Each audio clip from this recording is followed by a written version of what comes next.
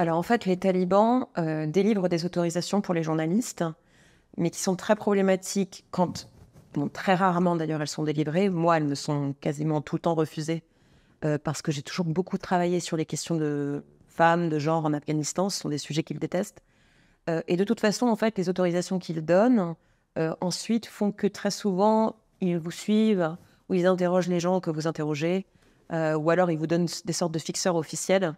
Donc, de toute façon, c'est pas satisfaisant. Donc, en fait, l'un des moyens que nous avons encore en tant que journaliste pour travailler en Afghanistan, c'est d'y aller avec une ONG, par exemple, qui nous embarque avec eux ou d'y aller en visite. Enfin, bien sûr des procédés qui ne sont pas du tout satisfaisants et qui ne sont même pas vraiment safe, hein.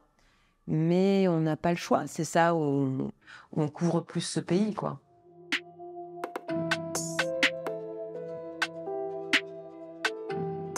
C'est un immense bouleversement. Je dis souvent, l'Afghanistan avant et maintenant, pour moi, c'est une différence aussi nette que le jour et la nuit.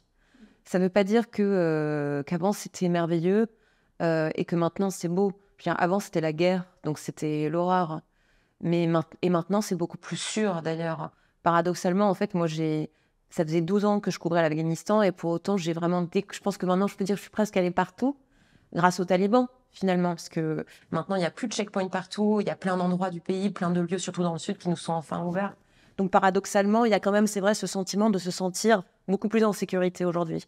Maintenant, d'abord, les femmes, je sais pas comment dire, c'est explosif à l'œil nu, parce que dans plein de villes, Kaboul résiste encore un peu, mais en fait, vous pouvez passer des semaines sans voir des femmes. Ça arrivait dans certaines zones rurales, hein, mais vraiment dans les villes, non, quoi.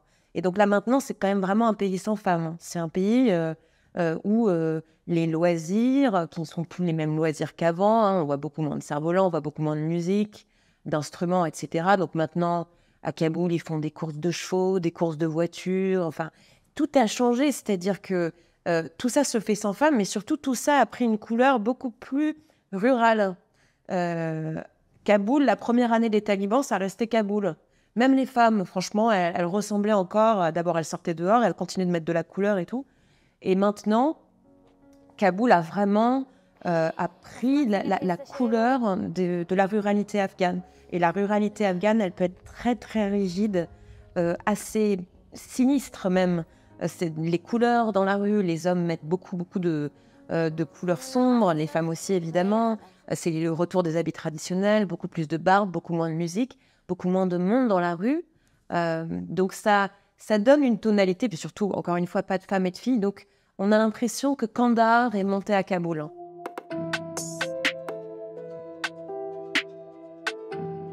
J'ai pas peur d'être prise dans un attentat, c'est vrai, mais j'ai peur des hommes.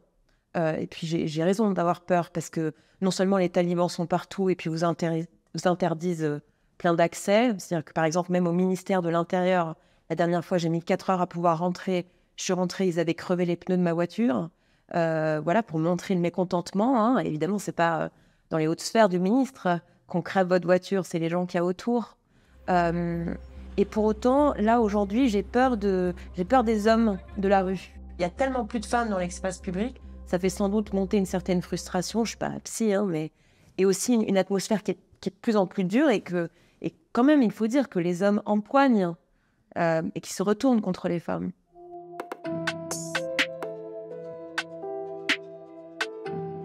Les talibans, la première année, ont laissé les Afghanes à peu près tranquilles. Ensuite, donc tout le monde a eu de l'espoir. On s'est dit, ils ont changé. Et puis après, il y a une sorte de course qui a commencé où quasiment tous les mois et demi, il y avait des interdits. Certains, gens plus ou moins graves, je veux dire dans la réalité afghane, je ne porte pas de jugement, mais entre des femmes qui sont interdites de parcs publics, sachant qu'il n'y a que quelques villes qui comptent des parcs publics, et des femmes qui sont privées d'éducation. Alors là, il y a 5 millions de gamines qui sont touchées. Vous voyez, c'est pas la même chose. Et en fait, on se rend bien compte que c'est pas une terreur qui se dirige que sur les femmes. C'est vraiment une terreur civile. C'est pour ça que moi, je récuse le mot d'apartheid de genre. Parce que si c'est moi qui maintenant marche le visage découvert à Kaboul, c'est mon frère qui va être frappé. Ou c'est mon père qui va être convoqué au commissariat. Donc c'est vraiment une idéologie totalitaire. Et donc en fait, on a compris qu'ils n'avaient pas changé. Là, il y a assez peu de temps, en fait, il y a la deuxième année. Et maintenant, moi, j'irais plus loin, je dirais même qu'ils sont pires. Parce que pour avoir toutes ces dernières années, beaucoup travaillé et écrit sur la contraception, par exemple, en Afghanistan, la pilule contraceptive. Quand vous regardez les images des talibans dans les années 90, ils laissent passer les cliniques itinérantes. Ils ne comprennent pas très bien. Ils n'ont pas ce savoir-là, ils n'ont pas ces connaissances. À l'époque, ils sont très, très largement analphabètes. Et donc, ils laissent les pilules contraceptives, par exemple, passer d'une main à l'autre. Aujourd'hui, il y a une attaque sur la contraception très, très vive dans le sud du pays où les cliniques itinérantes qui sont arrêtées, c'est parce que c'est des gens, notamment, qui diffusaient des préservatifs ou des pilules contraceptives. Et donc là, on voit que les talibans, parce qu'ils ont en main l'éducation, parce qu'ils ont en main les réseaux, parce qu'ils connaissent mieux le reste du monde, ils peuvent être encore plus durs que ce qu'ils ont été dans les années 90.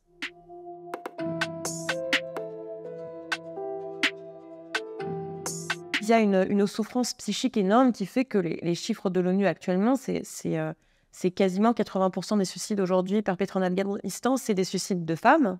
Et quand le chiffre est un peu inférieur, c'est parce que les hommes qui cherchent à se suicider sont, je ne sais plus dans quelle proportion, mais c'est énorme, des opiomanes ou des héroïnomanes. Donc là, vraiment, on peut se dire, en Afghanistan, il y a 8 personnes sur 10 qui commettent un suicide, et ces 8 personnes sont des femmes. Donc ça donne une idée du gouffre, en fait, dans lequel sont plongés tellement d'Afghanes aujourd'hui. 8 millions d'Afghanes qui ont vu quand même leur vie complètement chavirée, ou privées de fac, ou d'école, ou de métier. Donc en fait, ne serait-ce que pour ça, on peut vraiment se poser la question de notre responsabilité à nous.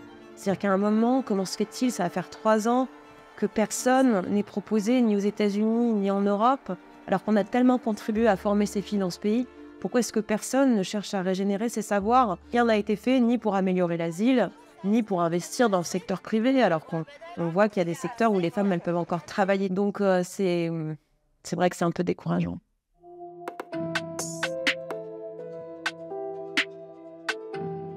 Les talibans reviennent, on punit les talibans d'être là, et du coup, on coupe une très grande partie de l'aide humanitaire. 10 millions d'Afghans en 2023 ont été supprimés de l'aide humanitaire, alors qu'on sait très bien que, en fait, qui est puni? Ce pas les talibans. Hein. Vous savez, les talibans à Kaboul, ils utilisent la clim comme le faisaient les élites afghanes de la Feu République très très corrompue d'Afghanistan. Je les vois faire.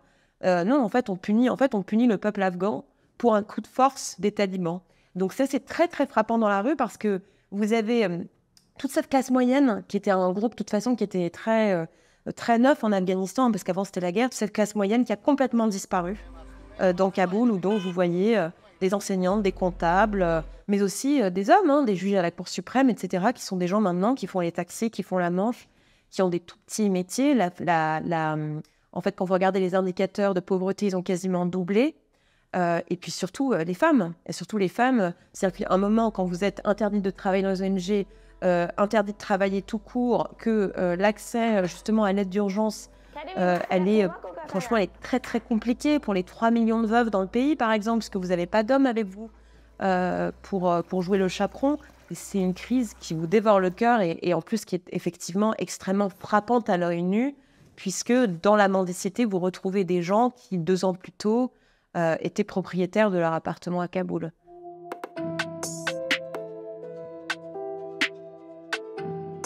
L'énorme problème, c'est de venir. Hein. L'énorme problème, c'est même vraiment d'approcher l'ambassade de France en Iran ou d'approcher l'ambassade de France au Pakistan. Et en fait, ça, ils en ont parfaitement conscience ici. Et puis en plus, ils jouent sur le fait qu'ils accueillent beaucoup d'Afghans sur le sol français, mais qui sont des gens qui sont venus d'abord par des filières clandestines, donc qui n'ont pas les mêmes documents. Et puis surtout, les femmes, vous savez, l'Afghanistan, c'est beaucoup, beaucoup plus loin que la Syrie. C'est une traversée qui est quasiment impossible pour les femmes. Donc de toute façon, les femmes, elles n'arrivent pas. Donc c'est bien gentil de dire oui, on donne l'asile inconditionnel. C'est vrai qu'il y a des pays scandinaves qui ont avancé bien avant nous sur cette question, mais en fait, on ne veut pas simplement un décret. En fait, nous, on aimerait vraiment qu'il y ait des voix féministes qui assurent à ces femmes, à minima, juste un accueil digne. C'est-à-dire que vous arrivez au Pakistan, Islamabad, vous êtes reçu par l'ambassade de France, et 2 mois après, vous êtes dans l'avion. Voilà. Et ensuite, vous êtes pris exactement dans les mêmes réseaux que les Ukrainiennes, que les Ukrainiens et que bien d'autres nationalités. Aujourd'hui, vous êtes une femme afghane, vous arrivez à Charles de Gaulle, même si vous avez votre visa, hein, vous n'allez pas être accueillie, hein, vous n'allez pas être hébergée. C'est pas du tout automatique, il faut faire la demande, etc. Donc, vous voyez, il y a encore, j'ai envie de dire, tellement à faire, mais il y a surtout tellement pas de volonté politique de le faire. L'Afghanistan, c'est très loin de la France maintenant. Depuis, en plus, il y a eu Gaza, l'Ukraine qui nous mobilise. Et donc, on sent que c'est un conflit qui est totalement oublié. Et c'est pour ça que c'est tellement important de continuer, pour moi, voilà, d'essayer, certes dans de mauvaises conditions, mais d'essayer de faire entendre au maximum des voix comme celle des filles de la radio Begum.